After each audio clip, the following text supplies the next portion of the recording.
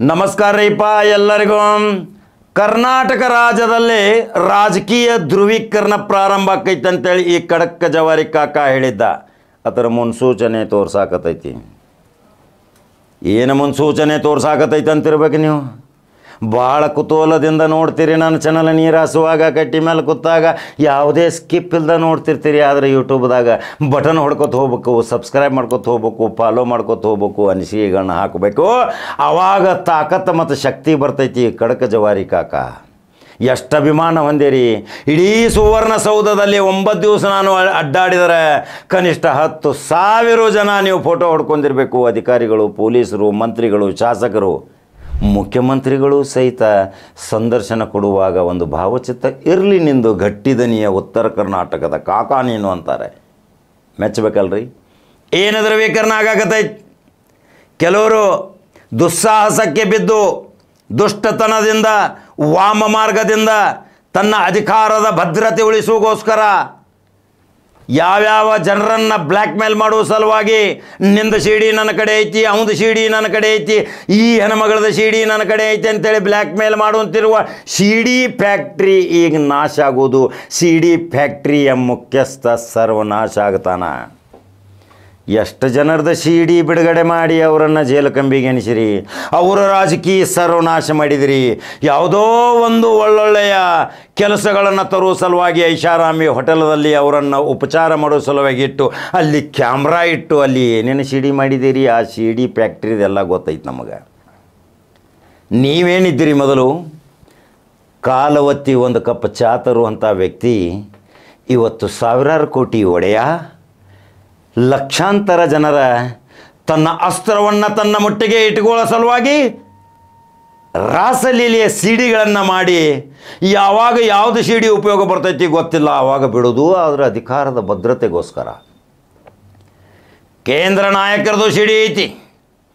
ಕೇಂದ್ರ ನಾಯಕತ್ವವನ್ನೇ ನನ್ನ ಸುಪರ್ದಿಯಲ್ಲಿ ಇಟ್ಟುಕೊಳ್ಳುವಂಥ ತಯಾರಿ ನಡೆಸಾಕತಾನ ಒಬ್ಬ ಸಿಡಿ ಫ್ಯಾಕ್ಟ್ರಿ ಮಾಲೀಕ. ಅವನು ಯಾರು ಅನ್ನೋದು ನಿಮಗೆ ಗೊತ್ತಾಗುತ್ತಿರ್ಬೇಕಲ್ರಿ. ಅಮಾಯಕರನ್ನು ತಂದು ಆ ಕೊಠಡಿಯೊಳಗೆ ಬಿಟ್ಟು ಅಲ್ಲಿ ಸರಸ ಸಲ್ಲಾಪ ನಡೆದಾಗ ಅದನ್ನು ಸಿಡಿ ಮಾಡೋದು, ಆ ಸಿಡಿಯನ್ನು ಗುಪ್ತವಾಗಿ ಇಟ್ಕೊಳ್ಳೋದು. ಈಗಾಗಲೇ ಒಬ್ಬ ಮಾಡಿ ನೋಡಿದ್ರಿಲ್ಲ ಏನೇನಾಗಿ ಹೋಗ್ಯಾನ ನೋಡ್ರಿ. ಕೊರಳಲ್ಲಿ ಮಾಲಿ ಹಾಕುವಾಗ HIV ಅಂತ ರಗತದ ಇಂಜೆಕ್ಷನ್ಸ್ ಚುಚ್ಚುವಂಥ ಕಾರ್ಯ ಮಾಡ್ತಾನಂದ್ರೆ ಎಂಥ ನೀಚ ಪಾಪಿರಿ. ಯಾವ ಮಟ್ಟಕ್ಕೆ ಹೋಗಿದೆ ರಾಜಕಾರಣ. ಹಳೆಯ ರಾಜಕಾರಣ ನೆನಪು ಮಾಡಬೇಕು ನಾವು. ಇದೇ ಆಳಂದದ ಶಾಸಕ BR ಪಾಟೀಲ್ ಬಿಚ್ಚ ಮನಸ್ಸಿನಿಂದ ಹೇಳ್ತಿದ್ರು. ರಾಮಕೃಷ್ಣ ಹೆಗಡೆ ಅವರಿದ್ದಾಗ, ನಿಜಲಿಂಗಪ್ಪನವರ ಇದ್ದಾಗ ಮೌಲ್ಯಾಧಾರಿತ ರಾಜಕಾರಣಿ ಇತ್ತು, ಲೋಯವಾದಿ ಇತ್ತು, ಸಮಾಜವಾದಿತನ ಇತ್ತು. ಆದರೆ ಎಲ್ಲೈತಿ ಸಮಾಜವಾದಿತನ, ಲೋಹವಾದಿತನ? ಎಲ್ಲೈತಿ ಮಾನವೀಯತೆ, ಕರುಣೆ? ಅಂಧಕಾರದ ಧರ್ಮಾಂಧದ ಅಂಧಭಕ್ತಿಯಲ್ಲಿ ಮುಳುಗಿ ಇಂದು ರಾಜಕಾರಣವನ್ನೇ ತನ್ನ ಸುಪರ್ದಿಯಲ್ಲಿ ಇಟ್ಟು ಆ ಸೂತ್ರ ಅಳಗಾಡಿಸುವಂಥ ದುಶ್ಯಾಸಕ್ಕೆ ಕೈ ಹಾಕಿದ ಆ ದುಷ್ಟ ಯಾರು? ಆ ದುಷ್ಟನ ಬಗ್ಗೆ ಇನ್ನು ರಣರಂಗ, ಇನ್ನು ಜನ್ಮಕುಂಡ್ಲಿ, ಅವನ ಕಂಪ್ಲೀಟ್ ಪಂಚಾಂಗ, ಅವನ ರಾಹು ಕೇತು ಕಾಲ, ಅವನ ಯಾವಾಗ ಅವನ ರಹಸ್ಯ ತಾನ, ಎಲ್ಲೆಲ್ಲಿ ಏನೇನು ಆ ತಂತ್ರಗಳನ್ನು ಬಳಸ್ಯಾನ ಅದರ ಸುಭದ್ರವಾದ ಸಂಪೂರ್ಣ ವಿವರ ಕಲೆ ಹಾಕಾಕತ್ತೀವಿ. ಇನ್ನು ಬಹಿರಂಗಗೊಳಿಸುವುದರಲ್ಲಿ ಸಂದೇಹವಿಲ್ಲ. ಸಂಪೂರ್ಣ ಮಾಹಿತಿಗಾಗಿ ಅಳಗಾಡಕತ್ತೀವಿ, ತಿರುಗಾಡಕತ್ತೀವಿ, ನೋಡಾಕತ್ತೀವಿ, ಮಾಡಾಕತ್ತೀವಿ. ಮಾಹಿತಿ ಬರೋದಷ್ಟೇ ಬೇಕ್ರಿ. ನಾವು ಬಿಡುಗಡೆ ಮಾಡೋ ಸಲುವಾಗಿ ಯಾರಿಗೆ ಅಂಜೋದಿಲ್ಲ, ಹೆದರೋದಿಲ್ಲ. ಮೊದಲೇ ಹೇಳಿದ್ದೀವಿ, ಈ ವೃತ್ತಿಗೆ ಬರೋದಾದ್ರೆ 30 ವರ್ಷಕ್ಕೆ ಬಂದೀವಿ. ನಮಗೇನು ಯಾವುದು ಪಾನ್ ಶಾಪ್ ಗೊತ್ತಿಲ್ಲ, ಯಾವುದೇನು ನಮ್ಮ ಕಿರಾಣಿ ಅಂಗಡಿ ತೆಗೆದು ಗೊತ್ತಿಲ್ಲ, ವ್ಯಾಪಾರ ಮಾಡ್ಬೇಕು ಅನ್ನೋದು ನಮಗೆ ಗೊತ್ತಿಲ್ಲ. ಪತ್ರಿಕೆ ಉದ್ಯಮದಲ್ಲಿ ಬಂದಿದ್ದು, ಪತ್ರಿಕೋದ್ಯಮ ಉಸಿರದಿಂದ ಬದುಕಿ ಈ ಪತ್ರಿಕೋದ್ಯಮದ ಉಸಿರಿನೊಂದಿಗೆ ಈ ಉಸಿರು ನಾಂದಿ ಆಗ್ತೈತಿ. ಇದನ್ನು ಖಡಕ್ ಜವಾರಿ ಕಾಕ ಹೇಳ್ತಾನೆ. ನನ್ನ ಇತಿಹಾಸ ತೆಗೆದು ನೋಡ್ರಿ. ಯಾರ ಹತ್ರ ಬಕೆಟ್ ಹಿಡ್ದಿಲ್ಲ, ಯಾರ ಹತ್ರ ಅಪೇಕ್ಷೆ ಪಟ್ಟಿಲ್ಲ, ಯಾರ ಹತ್ರನೂ ಒತ್ತಡ ಪ್ರಭಾವ ತಂದು ಯಾವುದಾದ್ರೂ ಕೆಲಸವಿದ್ದರೂ ಸಹಿತ ನಾನು ನಯವಿನಯದಿಂದ ಹೇಳಿದ್ದೀನಿ ಆ ಕೆಲಸ ಮಾಡಿರಿ, ಅವ್ರಿಗೆ ಒಂದು ಒಳ್ಳೇದಾಕೈತಿ, ನಿಮಗೆ ದೇವರು ಮೆಸ್ತಾನು ಅಂತ ರಾಜಕಾರಣಿ ಮಂತ್ರಿ ಮಹೋದಯರಿಗೆ ಹೇಳಿದಾಗ ಅವರು ತಕ್ಷಣ ಪೆನ್ ತೆಗೆದುಕೊಂಡು ಕೆಲಸ ಮಾಡಿದ್ದು ಅನೇಕ ಉದಾಹರಣೆಗಳದಾವ. ಸಾವಿರಾರು ಜನರು ನನ್ನ ಕಚೇರಿಗೆ ಬಂದು ತಮ್ಮ ದೂರ ದುಃಖ ದುಮ್ಮಾನಗಳನ್ನ ತೆಗೆದುಕೊಂಡು ಹೋಗಿದ್ದಾರೆ. ರಕ್ತವನ್ನು ಹೀರುತ್ತಿರುವ ಮೈಕ್ರೋ ಫೈನಾನ್ಸ್ಗಳ ಬಗ್ಗೆ ರಾದ್ದಾಂತ ಮಾಡಿದ್ದು ಇವತ್ತು ಇದೇ ಉತ್ತರ ಕರ್ನಾಟಕದ ಹೆಣ್ಮಕ್ಕಳು ಇವತ್ತು ಎಷ್ಟೊಂದು ಖುಷಿ ಪಡಾಕತ್ತಾರೆ.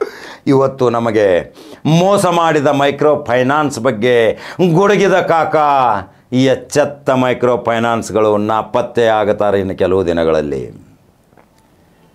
ರಾಜಕಾರಣ ನನ್ನ ಮುಷ್ಟಿಯಲ್ಲಿರಬೇಕು, ರಾಜಕಾರಣ ನನ್ನ ಸುಪರ್ದ್ರಿಯಲ್ಲಿ ಇರಬೇಕು. ನಾ ಆಡಿಸಿದ ಸೂತ್ರ ಯಾವ ರೀತಿ ರಾಜಕಾರಣ ಮಾಡ್ತಿದ್ರು, ಮನೆಯಿಂದ ಬುತ್ತಿ ಗಂಟ ಕಟ್ಕೊಂಡು ಇದೇ ಮೊಗಸಾಲೆಯ ವಿಧಾನಸಭೆಯಲ್ಲಿ ಊಟ ಮಾಡ್ತಿದ್ರು, ರೊಟ್ಟಿ ಹಂಚ್ಕೊತಿದ್ರು, ಶೇರ್ ಮಾಡ್ತಿದ್ರು. ಈಗೇನು ಮಾಡಾಕತ್ತೀರಿ? 1,000 2,000 ರೂಪಾಯಿ ಊಟ ಆಗೈತಿ, 100 ರೂಪಾಯಿ ಊಟ ಇರಂಗಿಲ್ಲ, ಬೋಗಸ ಬಿಲ್ಲ, ಕಳ್ಳ ಲೆಕ್ಕ.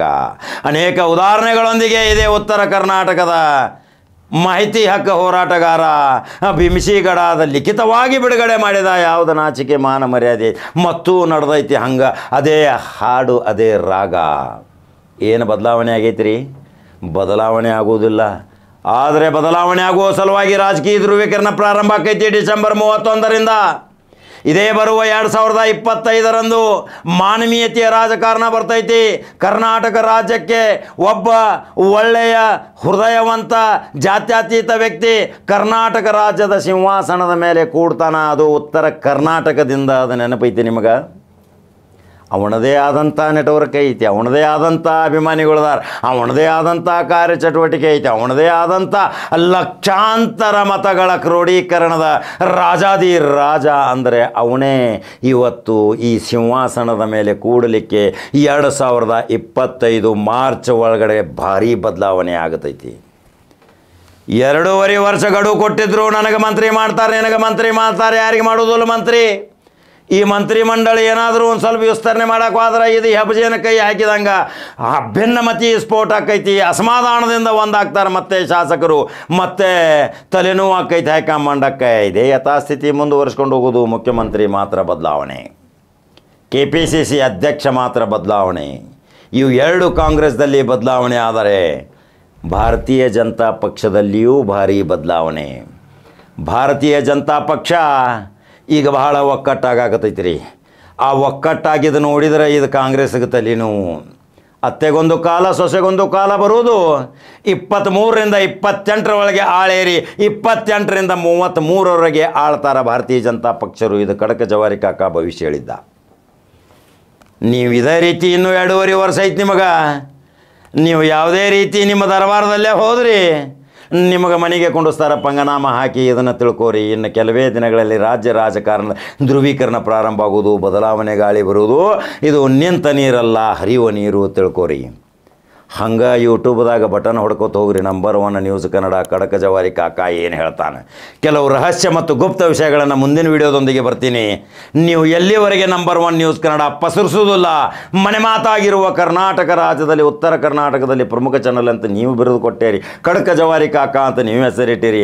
ಇದೇ ಗಾಂಧಿನಗರದಲ್ಲಿ ಖಡಕ ಜವಾರಿ ಕಾಕ ಅಂತೇಳಿ ಎಷ್ಟೊಂದು ಪ್ರೀತಿಯಿಂದ ಅಭಿಮಾನದಿಂದ ಒಬ್ಬರು ಹೋಟೆಲ್ ಪ್ರಾರಂಭ ಮಾಡಾಕತ್ತಾರ. ಅದರ ಉದ್ಘಾಟನೆಗೂ ಹೋಗ್ಬೇಕಾಗೈತಿ.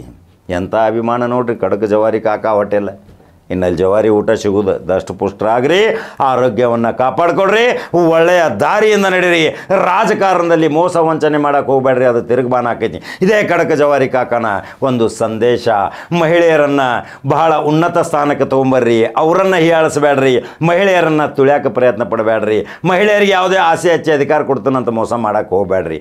ಅವ್ರಿಗೂ ಸಹಿತ ನಿಮಗೆ ಸಮಾನತೆ ವೇದಿಕೆ ಅಂತ ತಗೋರಿ. ಅವರ ಆಶೀರ್ವಾದವು ನಿಮಗೆ ಸಿಕ್ಕರೆ ನೀವು ರಾಜ್ಯದಲ್ಲಿ ಉನ್ನತ ಸ್ಥಾನ ಪಡಿತೀರಿ.